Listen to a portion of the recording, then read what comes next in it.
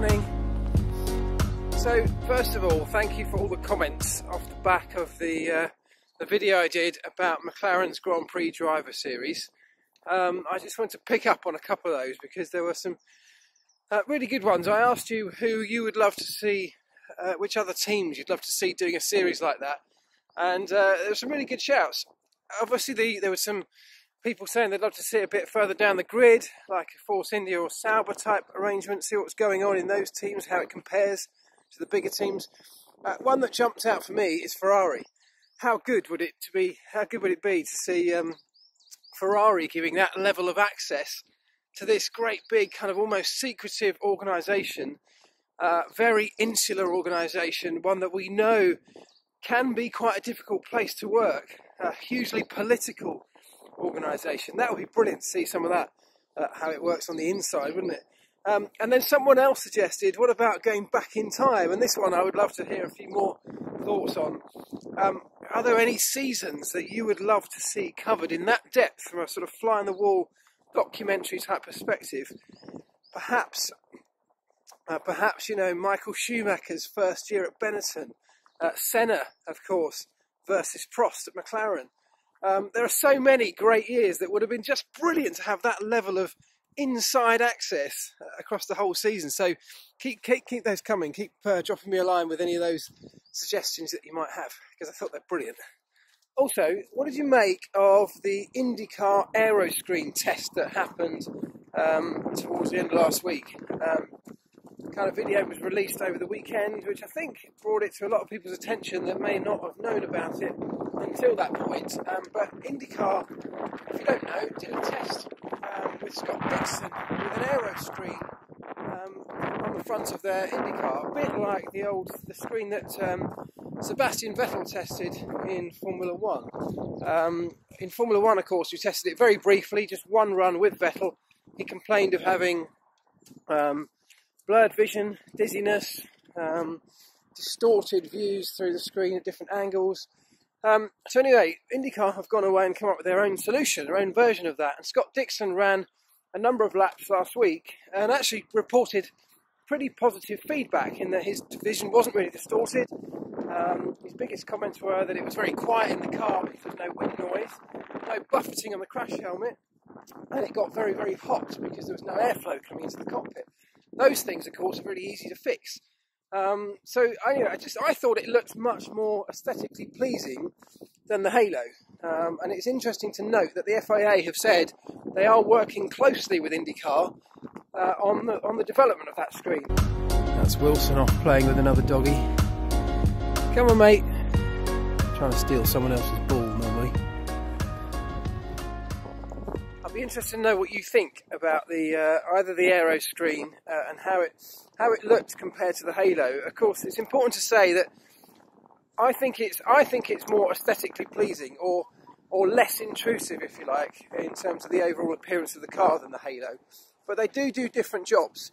The Halo can actually withstand far greater forces in certain directions, so will protect against different incidents. The screen, of course, completely covers the frontal portion of the driver, and so the opening of the cockpit, and so therefore will probably protect against more incidents, but perhaps not some of the heavier ones that the Halo might. So they do slightly different jobs. So it's not just a clear cut, one is better than the other. There are other things, other factors to consider. But just in terms of the aesthetics, I think personally that the Aeroscreen looks much less offensive on the car than the Halo does. So it'd be interesting to see what you think on that.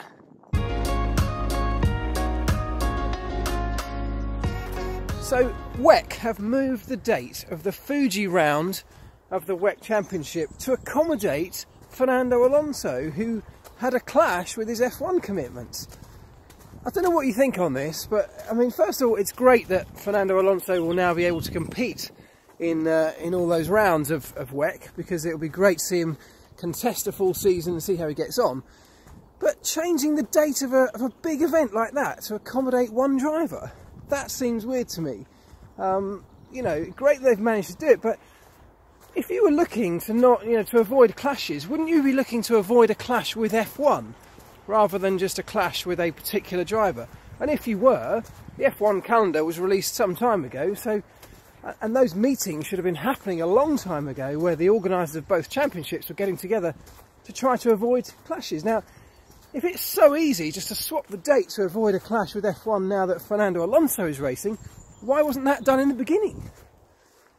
Secondly, what about all those people, thousands of people that work around that event, either with the teams, media, sponsors, you know, even the people who run the stalls around the circuits, those kind of things. They've all had that date booked in for that big event of theirs, which for them could be a really big deal. And now it's been changed. Perhaps they had holidays booked, perhaps they had other events booked in that will mean, although Fernando Alonso can now make it, they perhaps can't. So it's a huge thing for me. That's quite a big deal, swapping the date of a huge international sporting event just to accommodate one driver. Doesn't quite sit right with me, I don't think.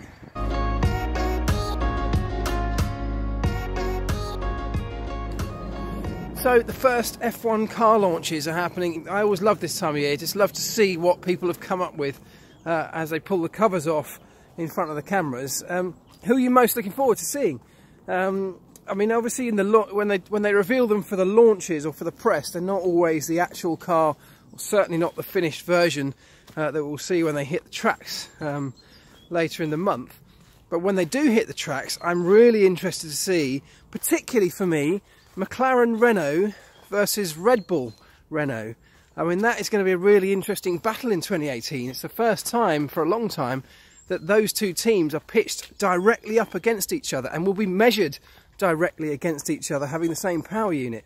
You know, this is going to be a positive year for McLaren, I hope, in that they will be catapulted forward up the grid. But now they have somebody who will directly measure the chassis and the overall team performance up against them with, which they haven't had for a few years. So I think that's going to be fascinating. But let me know who you really are looking forward to seeing as the covers come off these cars.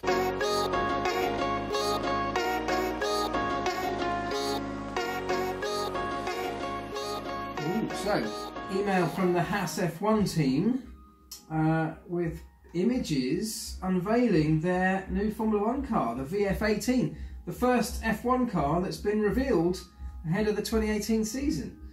So they get kudos for being the first one out the box. They'll get all of this coverage that I'm sure they're going to get today.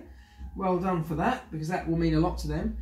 Let's have a look at the images. First thing is that I much prefer the minimised shark fin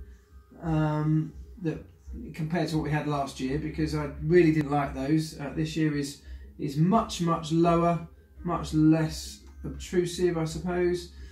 The pictures don't give a huge amount away. They've quite cleverly photographed the car in a way that minimises the impact of the halo. So a black painted halo against a very dark, almost black background means you hardly notice it on the side profile pictures of this car. You know, there's no point hiding from it, it's here to stay. But there you go, they've tried to minimise the look of it, which will please a lot of people, I suppose. The livery it's okay. Noticeable that there are hardly any sponsors on it, and that's a real shame. It's a real shame that a Formula 1 team, any Formula 1 team, struggles to put sponsors on the sides of these Formula 1 cars, because the exposure, the coverage that these cars get just around the globe over the course of a season is still huge. It looks like the position of the mirrors, the wing mirrors, maybe has had to move, because just to be able to see around the halo, so they look perhaps wider on the overhead shot than they were, out of sort of further out on stalks. That's an interesting thing, I suppose, and will affect airflow towards the back of the car. But the drivers now have to be able to see around this thick bar of the halo. The front wing looks like it's got, you know, multiple elements, perhaps more so than last year. Looks like new cascade elements on the front wing.